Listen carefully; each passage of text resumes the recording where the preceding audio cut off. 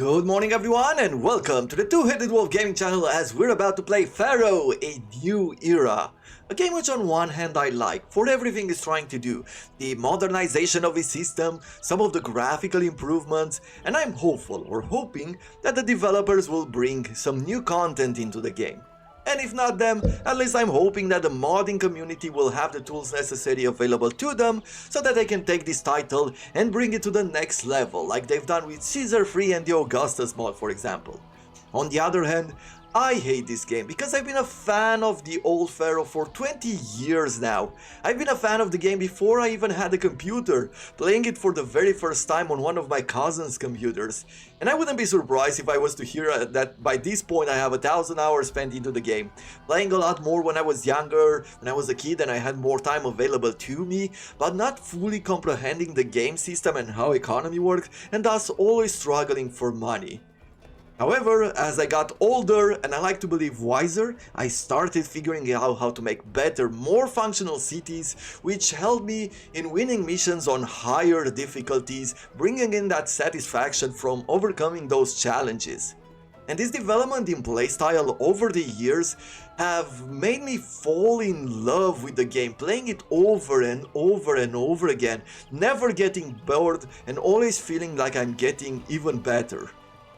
When I saw that they were going to remake Pharaoh, I was quite skeptical because the history of remakes for old game hasn't been that great. And when I tried out the demo, I disliked it because I found the menus to be quite confusing and I didn't really like the more cartoonish art style that the developers have picked for the remake. And thus, I thought I'd never play it. But with the release, I decided that I am going to sit down and give it a really good go. I am going to force myself to play it. The reason why is because I wanted to have a better conversation with people who are fans of the Pharaoh or are fans of the genre in general, and I wanted to have better arguments for why this game is good and why this game is less so. And thus, up to this point, I have 10 hours within the game. Would I recommend it? For me personally, I would recommend it to you. As soon as the developers will fix some of the bugs that are not game breaking, but they are annoying and they bring a few other improvements, I feel like this is a great start for people who've never played the game before because they will be able to quickly pick up the menus and everything that's changed and just run with it. While for fans of the old game, for people who are veterans of the Pharaoh games, you really need to make it through the first missions. I mean, you need to get to a point where you are used to everything that's happening and you are building some of those larger cities that are truly challenging to actually appreciate what the developers have managed to do in a positive manner. But I'll talk more about my observation and my thoughts as we play along. For the moment, let's just get started with the campaign, because there is a lot to do and the first few villages are not that challenging. And we begin as per usual in the village of Nubt in the pre-dynastic period. Your family begins the pre-dynastic period leading a small band of nomads through their discovery of the arts of civilization. Your leadership helps to set Egypt on its course to eventual greatness, still glimpsed only dimly.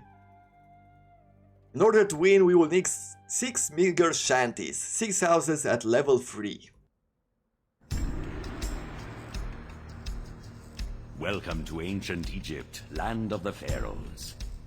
Here you'll participate in the history of one of the greatest civilizations the world has ever seen. In an epic story that spans more than 15 centuries and 24 generations. You must lead one family, generation by generation, from its earliest beginnings in Egyptian prehistory, through the dawn of civilization, to the establishment of a unique and powerful empire and beyond. Our story begins more than 5,000 years ago, along the banks of the Nile River in an area known as Nubt. Here, a small confederacy of clans struggles to eke out an existence in the harsh environment. With you at its head, your family leads this small settlement. And now the music expands.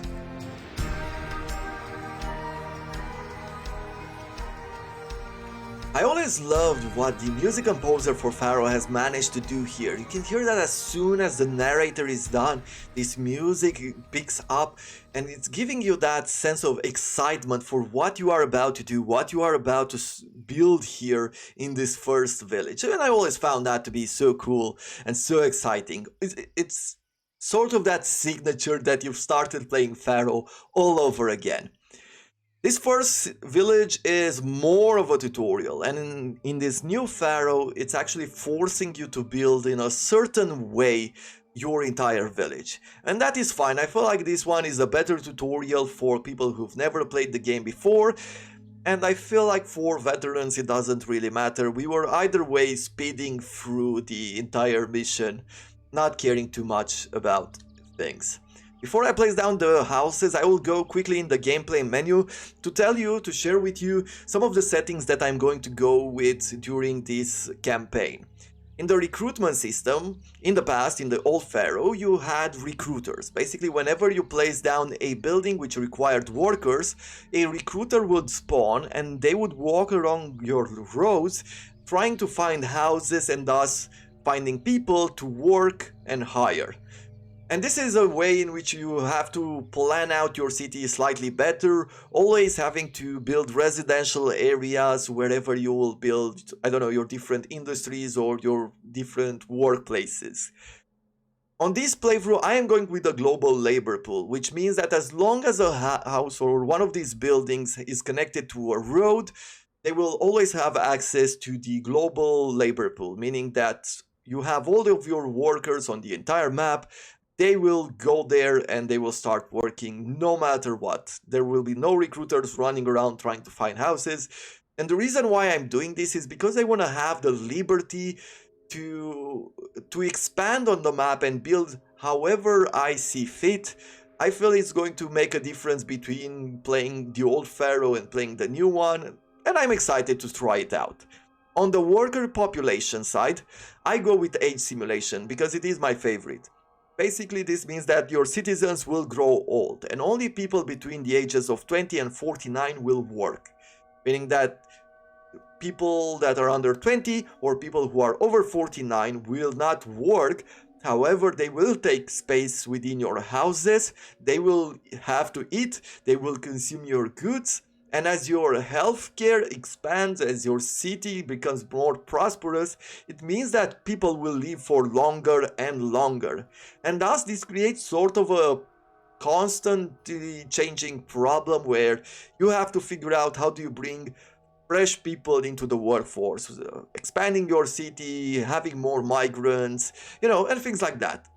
I love this style a bit more than the fixed worker style. If you do not want, for example, if you want to have something a bit more stable and you don't really care about age simulation that much, you go with a fixed worker ratio where 40% of your population is always available for work. This might seem little, but trust me, it does not matter. As you're playing along, you will always know how many workers you have and how many workers you need, and you'll be placing as many houses as you need, and it's always going to stay the same, which is a really good system. You don't really have to worry about an aging population. So you can go with this one if you prefer it. I think I would have preferred fixed worker ratio a lot more when I was younger, or because I would have seen these two choices, maybe this is one way in which I would have realized that the fixed worker ratio or that age simulation is a thing. Because when playing the old games like Caesar 3 or the old Pharaoh, I never knew at the time that people were growing old, and I could never figure out why all of a sudden I don't have enough workers in my city. So there you go, age simulation, and we're gonna play on the hard difficulty. I feel like that's pretty much it for the moment. Let's start placing down our houses. I am not gonna talk about the UI at the moment. We will unlock a few other buildings, and when we have more options, then we'll get into it. For now, let's just expand our roads, and we're waiting for people to join us in our cities. I'm new here. I wonder what the city will offer to a person like me. You always have these people coming in. These are migrants. You will find all of the workers within the cities, the firemen, the architect. All of these people will have their own voiceovers, which is really, really cool. And they will tell you about your city. You don't have to go into your overlays or in your stats to figure out when people are out of work, when your gods are angry at you, when you are missing, for example, a doctor or something like that. Your walkers will tell you everything that you need to know about your city and all of the problems that it has, which I always found to be really cool and immersing. Access to water. We are now going to be placing down wells. This is one of those buildings that you will rarely place down. Mostly because you'll be placing down water supply. I think this is a huge difference between this game and Caesar 3. In Caesar 3, there's better reason why you would place down a well, but in Pharaoh, a water supply will do the job for you, will send a walker out which gives water to all of your houses in this area. Plus, you will need a water supply, this fresh water, I think 2 levels into your houses, which makes this almost useless in my book to have those wells, but at times they do come in handy. Time to get these people some food, so we'll be placing down now some hunting lodges. As you can see right now, as soon as we place down these hunting lodges, people got hired and they're already sending out the hunters. If we were in the recruiter system, then what would have happened is as soon as we place down these buildings, a recruiter would appear somewhere around this way. And they would walk down this road, and as soon as they would find a house, people would get hired, and that's how you would get your people into the workplace. That's basically how that system works. We'll also be placing down a granary, which will store over all of our food. So we're going here, I'll say accept all for the game mate. This is a setting that I have to always be set on accepting none in the beginning, so I can make my choices in what I want to store and where. Now let me show you one of the things that I do not like in this new version of Pharaoh, and it's this thing right here. The amount of workers that are needed and the amount of workers that you already have in one of your buildings. You can see that we have 6 out of 6 workers. These 6 people right here does not represent the number of people that are required. As you can see here, we have 12 out of 12 workers and there's still 6 people icons, if you'd like, in the menu. And this, for me, it doesn't seem like the best choice, because in the old Pharaoh, you would see the numbers directly. So you'd right click, or in this case click on a building, and you would see how many workers you have and how many workers you need by number. So it was 0 out of 12 in the beginning. Over here you have to enter this menu and you have to go up to these icons, which at first I really didn't know where to find it. I had to look around the menus on a few buildings before I realized that these things up here are actually representing the workers. And thus, it's not a big issue. Of course, you get used to it, but in the way that you want your menus to be easily understood, I feel like seeing the amount of workers necessary by numbers on just a click feels a whole lot better. We have our hunters going around and hunting. We have our granary. It's time to place down a bazaar. We'll be placing it down over here. And what the bazaar will do is that it will send out the bazaar buyer, which will go to different granaries or storage yards and will buy some goods. And they will take it back to the market. As soon as the market has some goods, they will send out a seller, a bazaar seller, which will supply your houses with the different goods required. Now the game tells us to place down some roadblocks. Roadblocks are used in order to limit the areas in which your walkers will walk. Roadblocks do not stop carts, and that's really good. For example, if I would have my hunting lodges up here and the granary down here, the carts for these lodges would still go along the road and supply the granary.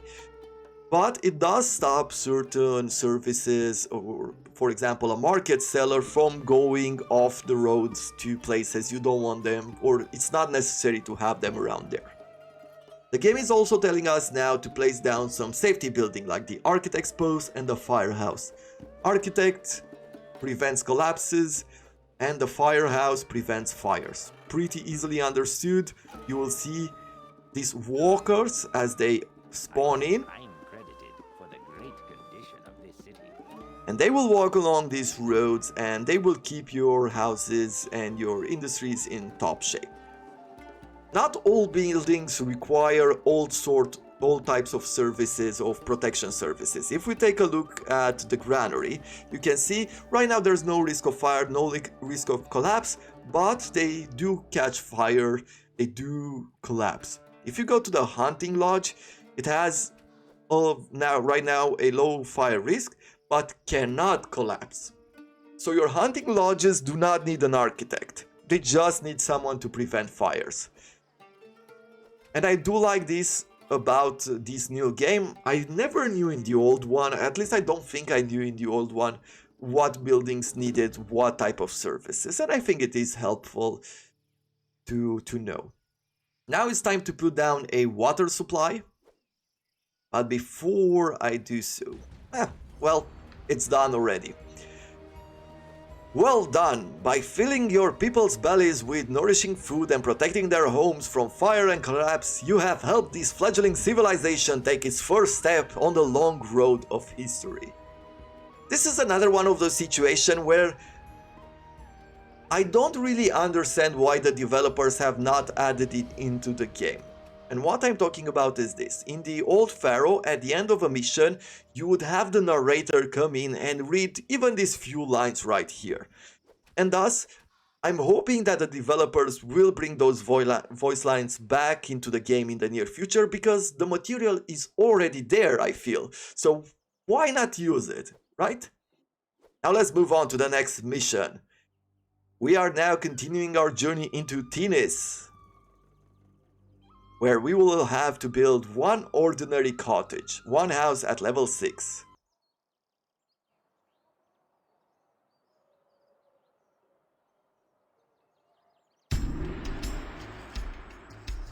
After many years and the passing of a generation, your family has resettled in the area of Thinis, in Upper Egypt.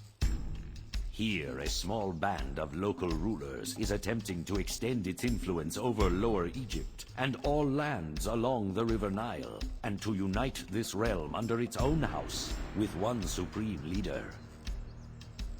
Establishing Thinis as a thriving city like nothing ever seen before will prove the worthiness of the Thinite Confederacy and help them gain supremacy over Lower Egypt and the other factions vying for power. In time, this will mean providing the population with entertainment and building wonderful temples to worship the region's patron deity. To build a city this grand will require a substantial supply of cash. You'll find rich deposits of gold ore in Thinis, and harvesting them should be your first priority. Right, so here is our secondary city. We will have more freedom than before in what we build and how we build it. So from here on out, it's up to us to do it however we want it.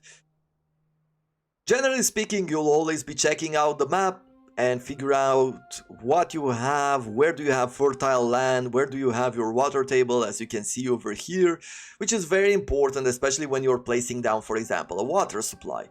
In this more deserty area, you will not be able to get any sort of water, so thus you can only build it on the green pastures like these ones. And there are a few buildings which do require this sort of a green land. And I am thinking that I'll be building my village over here, this residential area, because we will be needing to place down some roads and put down our gold mines that the narrator was talking about, close to these, of course, golden ores. There will be different sort of quarries that will require that you place them near rocks, near sand, all sort of things. but we'll discover them later on. For now, let's do something like this, I believe.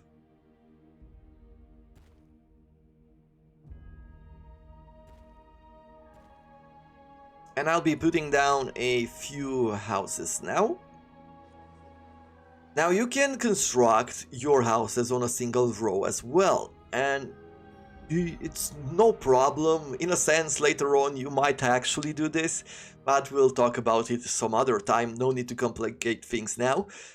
But building it in 2 rows is actually better, and I'll show it to you. I'll explain more as soon as we have some people joining our village here. I'll also place down a water supply from the start to have a water carrier go around and bring water to the people. I'll already place down an architect's post and a firehouse so that we have our services ready to go. If we take a look down here, we have our ostriches, so I am thinking about building my food industry on this side.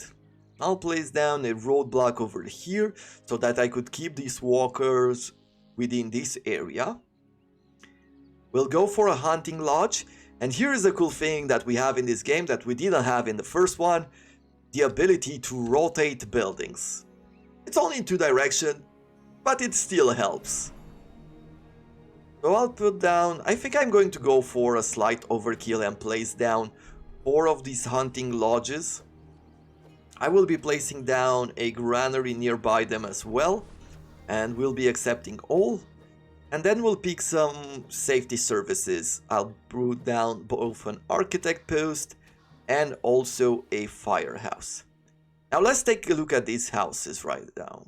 Actually, let's wait until we have some food so that I can show off a certain element of housing.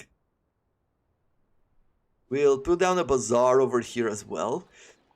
But the bazaar is one of those buildings that people don't like to live nearby because it's very noisy. And you will see people complain about it later on, and they grow up in stature and they will want more desirable areas to live in.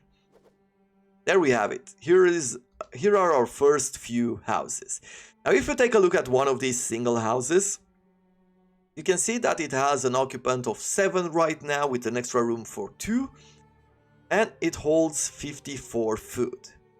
Now if you have a group of 4 housing plots like this, there is a chance that they will combine and turn into this sort of a bigger communal area, a bigger house if you like, which as far as space goes has nothing special. I mean, it still gives you the same amount of occupants as in these places. We have here, 36 in total, and we have 9 here in total. 9 times 4, it's 36. So the number of occupants does not change, whether you have a simple hovel or whether you have one of these groups. The advantage of having these groups is that it holds on to more food, 4 times more the food, the goods, and all of that, which means that when there is a shortage of supply, these houses will stay at high levels for longer. They will not go down in level. And I always felt like that is a huge advantage to have over here, over these more simple hovels. And that's why you'd want to do it like this. As I said, in most situations, in the future there are certain elements that will change, but at the moment this is what you want to have. Talking about desirability, you can see that as houses, the level of your houses go, as the people in your society are evolving in their richness, or how would you call it? As their income level rises, maybe that's the way to go. They will want to live in more desirable areas. And you can see that this building, this dwelling, cannot evolve until the desirability of the area improves. A nearby building, housing, is having a detrimental effect on the desirability of the area. So they have these lower level houses nearby them and they don't like it. They want to live, of course, near better houses. They want to have a better desirable, a more desirable area. And I do like this sort of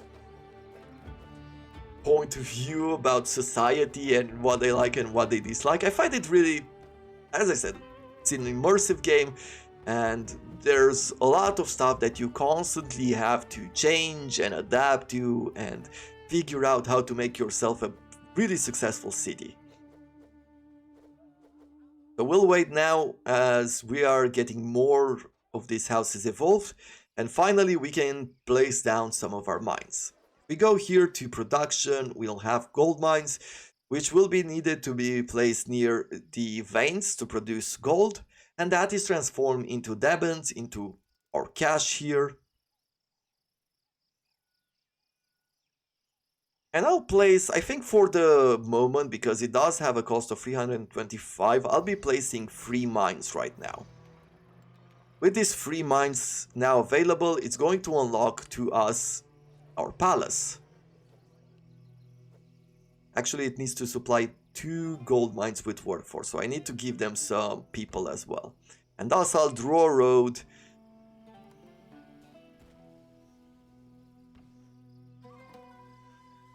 something like this. I will be placing down another roadblock on this side just to block people from going too far away. Gold is a special resource that is stored in the palace, a unique building that also vaults the city's treasury. So now we can build one palace, a village palace. And as you can see, we can place it only wherever we have these green pastures, because it will need probably water in order to build its beautiful gardens and supply the village nobles with water and other products.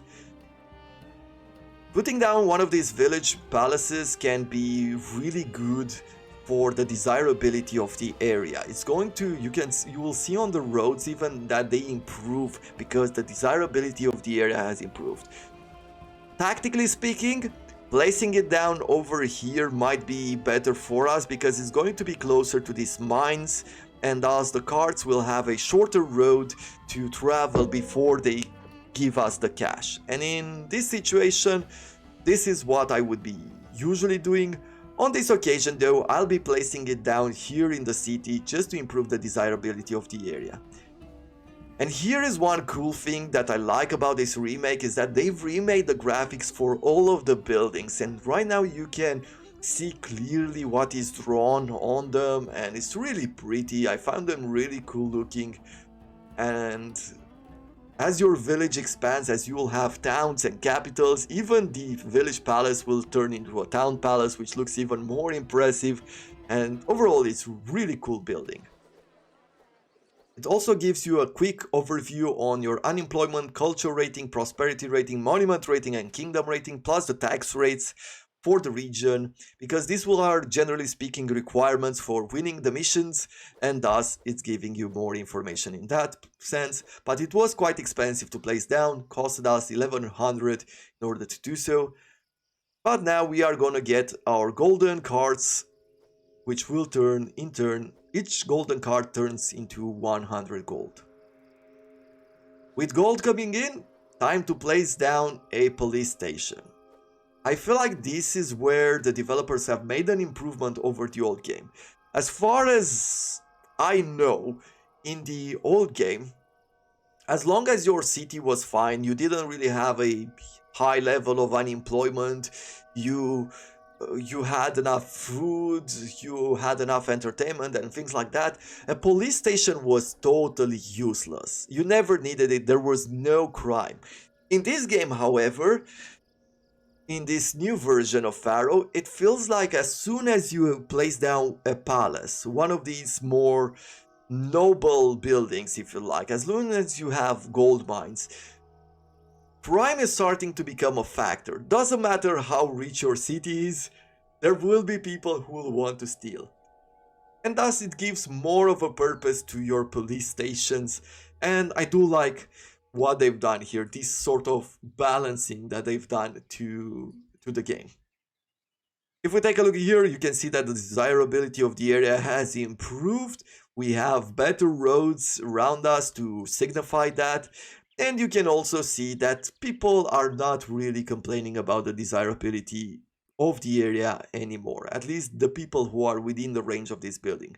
More than that, right now, the bazaar being very close to the village palace and having high desirability has improved in its looks and also in functionality. When the bazaar improves, it sends out two of these bazaar traders to walk around your building. So that is an advantage to having a better city, a more beautiful cities.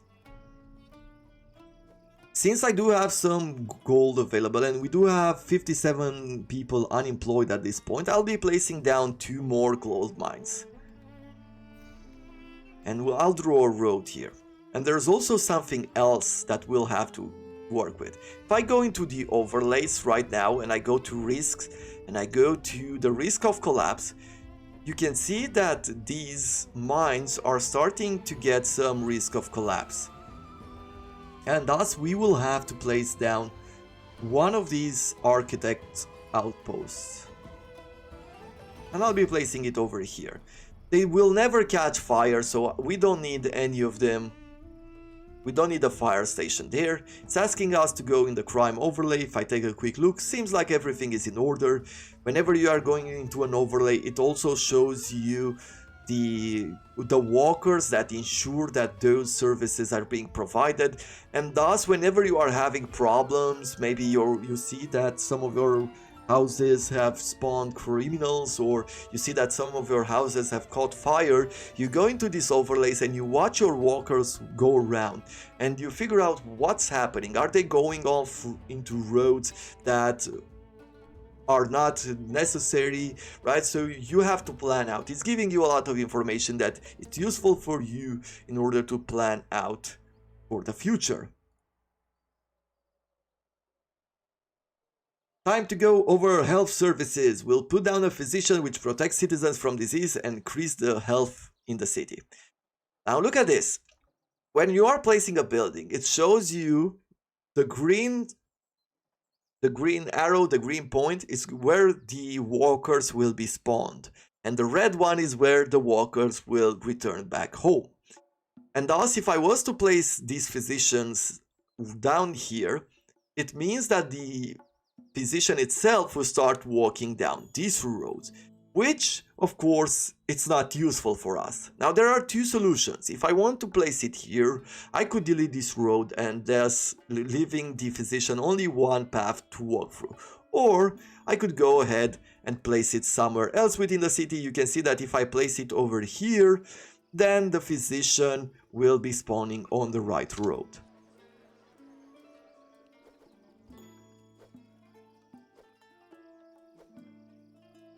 Religion. An Egyptian city cannot truly flourish without suitable places of worship, in the form of religious temples and shrines dedicated to one of the 5 gods. In this mission, we only have Bast to pray to, so we build a temple and 2 shrines dedicated to Bast. A temple of Bast, we have it over here, and we can place it down wherever we want. Let's place it down over here, because I think it looks good there. And we also have 2 shrines to Bast, which will improve the goddess's mood, but also improves the desirability of the area. So you can use this as sort of a way to remove people's complaints for, desirability. If you want to find out more information about these gods, you can go here into the encyclopedia. You have an in-game help which explains a lot of the buildings and how they function as a game mechanic, but also gives you some information about the buildings themselves. But if you want more historical information, you can go here into the encyclopedia. It was present in the old Pharaoh as well, but I heard that the developers have brought in an expert in Egyptian history to update the encyclopedia, because it has been about 20 years since its release, and thus, as we have learned more about history, some of the events have changed, and this expert has gone through this entire encyclopedia and updated some of the events, which is really cool if you want to find out more. For example, over here, if we go in the encyclopedia, we can go to Bast, Isis, and Hathor, and it shows us and it tells us about her. Bast, or Bastet, as she was called by ancient Egyptians, a cat-headed woman or lioness, was goddess of the home as well as cats, fire, and pregnant women. She protected the home both through docile and aggressive means. She was also the patron goddess of Bubastis. Bubastis being one of the cities. So there we have it. If you want a more straight up information, when Bast is displeased, nobody home is safe. Some blame Bast for diseases too. And thus you can pretty much find out what happens if you anger her, but you'll be getting blessing if she is happy. They want us to build now a festival square at an intersection. This is this building right here. In order to place it down, you will need to be building a road like this, an intersection, and place this down. Now, generally speaking, in this early mission I placed this far away from the city. It doesn't look too good, but it serves as a function, and I don't want people have 4 choices in the direction that they walk through, so this is why I'm placing it like this. We'll also hold a festival to Bast, we'll hold a lavish festival in order to make her happier.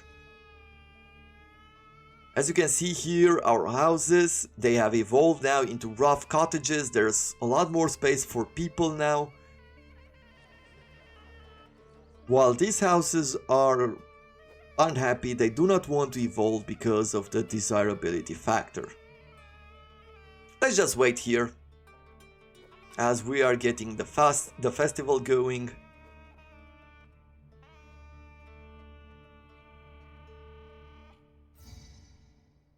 And finally, the final building of this mission, we will bring in entertainers. In order to bring entertainers into the game or into your cities, you will need first of all to build a juggler school.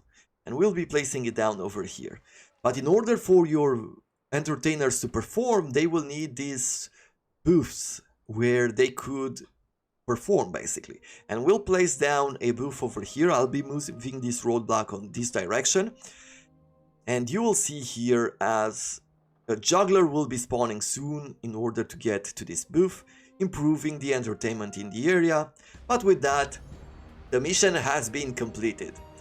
Excellent! You have built the first true city in this unforgiving land, providing for your citizens' corporal and spiritual needs, and have helped the Thinite Confederacy unify the divided land. Let's go to our next and final mission for the day. We are going into Lower Egypt right now, into the Lower Niles, in the Perwadjyt city. In order to win this mission, we will need a population of 600, and we will need 10 modest homesteads, 10 houses at level 7, 1 level higher than we had it last time.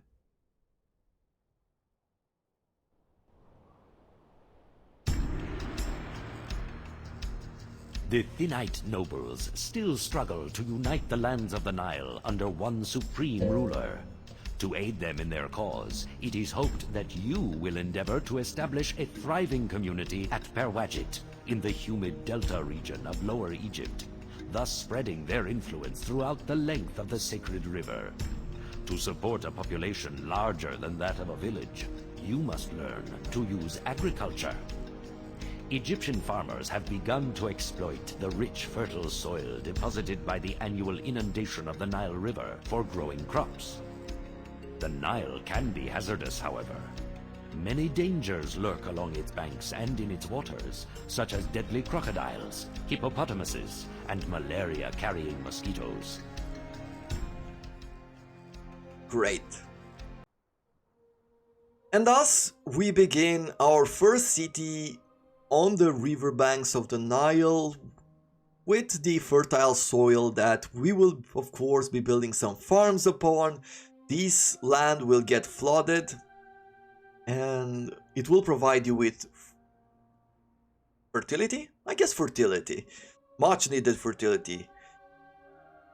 Where do we want to place things? Well, let's take a look around and let's see what we have. We have some trees over here, we have some reeds, but I don't think that we will have the industries to expand in this direction. Most of all, they told us to make some food at this moment, right? Start building your city along with some farms and work camps. And we will do just that.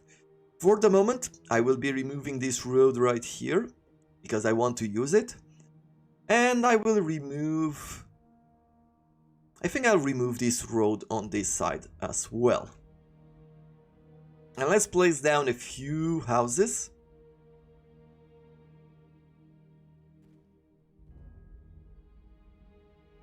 Something like this should be good enough. Place down the houses like that. I will be putting down a roadblock here.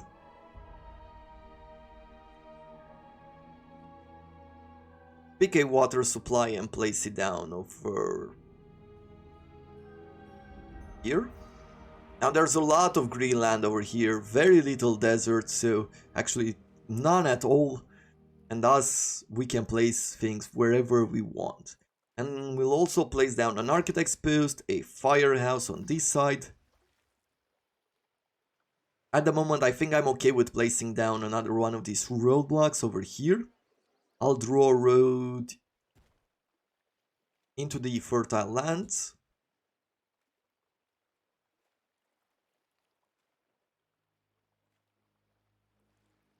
And let's start by placing down some fig farms. And we'll do it like this.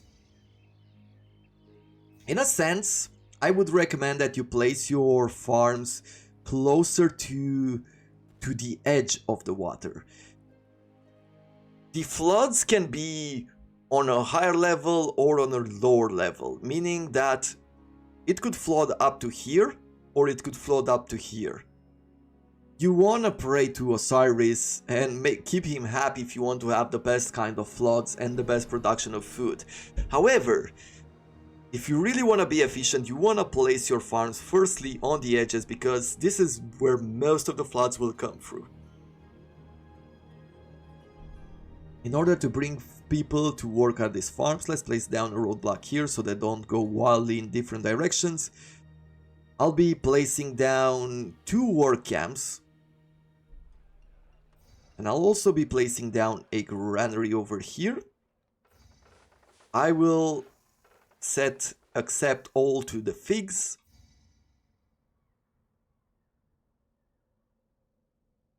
And because I want to keep Osiris happy, as soon as we place down here an architect's post and a firehouse, I'll be placing down a temple to Osiris. Even though it's early on, even though the houses don't need it, it doesn't matter, because your god will get angry that you are not worshipping him. So we are going to place down a temple just to keep him happy very early on.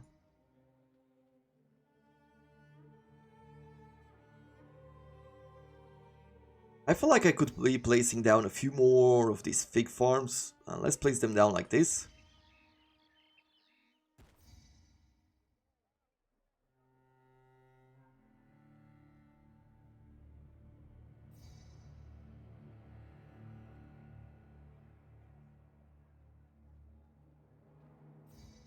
And at this point I feel like even putting down a bazaar wouldn't be a bad idea. We have enough food for a while for our houses to grow, to get more people. Malaria is most prevalent close to water in marshland. The malaria overlay shows which houses are more likely to succumb to the illness. Access to clean water from the water supply and insect repellent provided by the local apothecary both greatly reduces the risk of malaria for any given household. Like most, building the apothecary only functions when it has a road access and labor. So we have a new building over here in the services. If we go to hygiene, we can place down an apothecary, and I'll also place down a physician early on to keep our people healthy.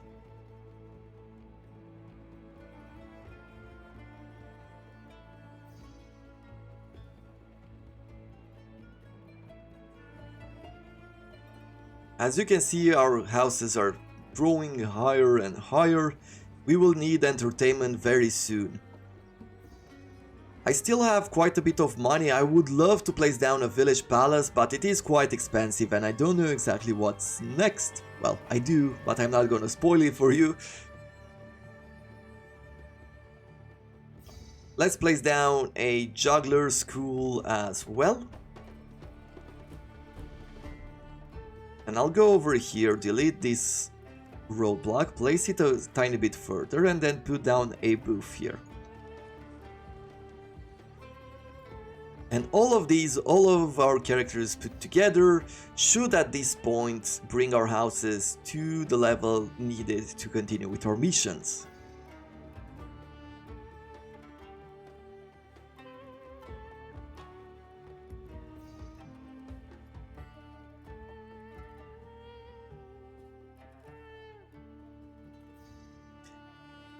Let's go here to Overseers. This is one of the menus that I personally didn't like in the beginning. Actually, let me talk about the entire UI. This UI is not as appealing to me as it was in the old Pharaoh. I feel like the old Pharaoh had a better menu, a menu that looked more beautiful. But I think the way that you can enjoy at least this menu is by having it with multiple clicks. There's one setting here that was already, I think it was already set when you start the game, subcategory pre-open. And what it does is that when you open one of these categories, you have everything already opened up. And I feel like I didn't like this menu like this because then it makes these buttons be sort of totally useless, right? These categories until you get to the subcategories. And that's why I changed it to this one. I liked the graphics in the old Pharaoh a whole lot more than in this one. But the right side does not bother me as much as the left side. The left side to me looks like sort of a menu in Microsoft Word. And I don't know, I just don't like it as far as the way it looks. And when it comes to Overseers, I really felt in a way that the old game offered information in a better manner. This is not bad, but it takes some getting used to. Up here in the Overseer of the Workers we can see we have 126 people who don't have jobs. They're unemployed, 52%. That is a really large number, and this is the amount of people that are actually working, 118. If we go to some of these categories here, like stock and distribution, we can assign priorities. When you don't have enough people working your job, where you are actually missing workers, you can come in here and set certain priorities in what places you want to be prioritized in the occupying workforce, right? You want to always ensure, first of all, that people are giving you the food, right? Are making food, and also that, oh, where is it?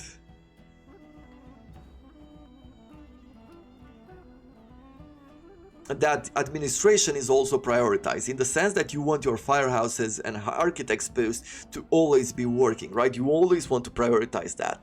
You can do it in this menu like this, set priorities, or you could go to subcategories and set only for certain buildings to prioritize, and thus you don't have to prioritize everything, you just choose the one that you care for.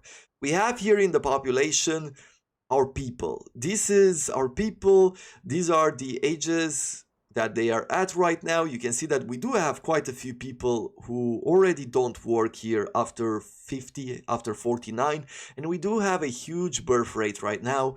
People are happy, and that's really good for us. The society strata you see here, you can get houses up to level 20 where they are nobles. If I remember correctly, I'm not too sure about this, but if I remember correctly, once people get to a certain level of nobility, they will not be working some of your industries, and this is the population growth over time. We have, of course, diversion, the temples. This is showing us how happy our god is. This angst to the left of us is showing us how close are we to getting a blessing from the god itself, and this eye right here is showing us who is our primary god, our main god to be worshipped within the city, and we'll have to do more for that person, for that god, than to any other. Otherwise, he's going to be unhappy. or she's going to be unhappy. We have our finances. You can see here an expansion of everything that you are doing and you are using. You see your tax rates. You see the tax rates within the kingdom as well, and the wages that people are being paid. What else can we see? Well, basically our level right now, we are just a village elder. As we go up into we go further into the missions, we will get new titles which will give us a certain salary that we can use to send gifts to the Pharaoh, or we can give to the cities to make the people happier with us. It says here, people who matter know your name and history, although they tend to belittle you. I think this is all that I want to go through right now. We'll be checking these menus a lot more in the future.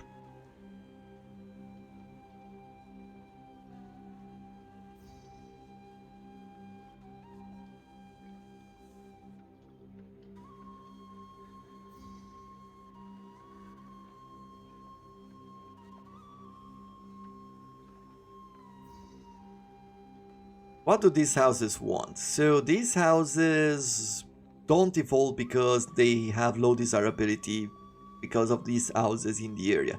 But we'll be bringing some food here. And the houses will be evolving soon. As you can see, we had a good flood over here. This floodplain has been flooded in its entirety, and that means that we'll have good fertility both for these lands and also for these lands. But look at this, there is a difference between the ones that are closer to the edge than this one. This one is 93% fertile, while this one is only 74% fertile. And thus the production on these ones will be a whole lot better than the ones here. Good, we have our first houses. They want us to keep upgrading the houses. These people are unhappy because they have a granary around it. So let's go and place down 2 shrines over here to Osiris, and thus improving the area. This warning, these messages on the screen, they appear with a sound. I do recommend, just as an idea, to lower the sound effects here down to, I set it to 25%, but if it's at 100% like it is in the beginning, it's so bothersome. A blessing from Osiris. Osiris, god of the Nile flood, blesses the city for its sincere devotion. All farms on the floodplain will harvest double what they had expected this season. I think I will be placing down a few more shrines to Osiris, why not? And because I have so many people without jobs, let's also place down one of these village palaces, and I'll place it down here so it increases the desirability of the area. Industries at last, so it's time to bring some pottery into our little village. You can see that these houses have evolved to ordinary cottages. They look pretty cool, but they will need now pottery in order to go to the next level. And we need to place down first of all some clay pits in order to get clay. We cannot build them everywhere. We will have to build them near water, whether that is a river, the Nile itself, or some of the oases that we will find later on into the game when we are getting further and further into the desert. I am thinking about placing them somewhere near our farms here, drawing another road to them. And for now I'll be placing down only 2. In the old game, 2 clay pits were enough, if I remember correctly, to supply 4 potters. I'm not sure at this moment whether that still holds true. I haven't paid attention that much, I haven't tested it out, but from here on out we'll pay a bit more attention just to find out what that answer is. So we'll place down 4 potters for now. Maybe a bit closer to the clay pits. And I'll also put down a storage yard in order to receive all the pottery that we will be making. Let's place them along this line. And we'll say accept all. I don't care about accepting clay at this moment. Clay will be more useful in the future also to make bricks. But for the moment we don't need it, so it doesn't really matter. I'm trying to supply fully the potters themselves, but other than that, I don't really care about having clay in the storage. I'll also place down a police station now that we have a palace, because someone might rob it. Speaking of which, the palace has already been robbed, losing some of the money in the process. We've placed the police station a bit too late. I mean, the city has been around for a while, so people have managed to settle in, and crime has started to rise, and I placed this police station just a tiny bit too late. I should have placed the police station first and then leave the and then place the palace itself. But that doesn't matter for right now. Let's just continue onward. It doesn't have that much of an impact for the moment. You can see that there are no more robberies, so I believe we stabilized the situation quite well. Let's speed it up.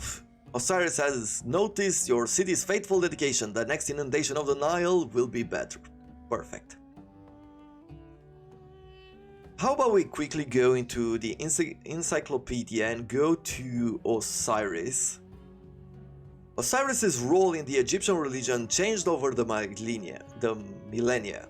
He, along with his wife and sister Isis, another sister Nephthys, and brother Seth, was one of the earliest gods and a member of the Ennead. The myth that defines Osiris links him with agriculture, the Nile, and funerary customs. Ra-Atum gave Osiris his rule of ancient Egypt. Osiris married his sister Isis and taught the many people things as its ruler, most importantly the art of agriculture. After he schooled the Egyptians, Osiris left Egypt to civilize the rest of the world, leaving Isis in charge, and so on and so forth. There's a lot of history here and a lot of mythology that you can go through. You can pause the video now and read through the rest of the text if you want, or you can read it while you play the game.